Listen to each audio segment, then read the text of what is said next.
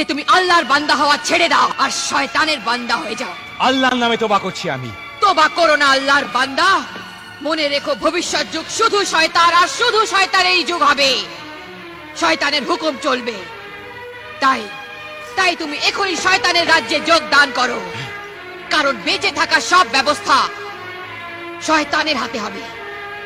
ধর্মের নামে ঝগড়া হবে, সততা বিবশ হবে, ভদ্রতা বিলোপ পাবে, দীর্ঘ নিঃশ্বাস অভিযোগ করবে, মনুষ্যত্ব ন্যায়ের জন্য কাঁদবে, মৃত্যুর দূত আতঙ্কিত হয়ে পড়বে। যখন যখন কাঠ নয় জীবন্ত মানুষকে জ্বালানো হবে। বাহ বাহ বাহ, কি সুন্দর দৃশ্য হবে। মারা কষ্ট দেবে, বাচ্চারা অনাথ হয়ে যাবে, আর তোমার আল্লাহর বানানো এই সুন্দর মাটি নিরপরাধ আর নিষ্পাপদের রক্তে রঙিন হয়ে যাবে, আর তোমার আল্লাহর বান্দারা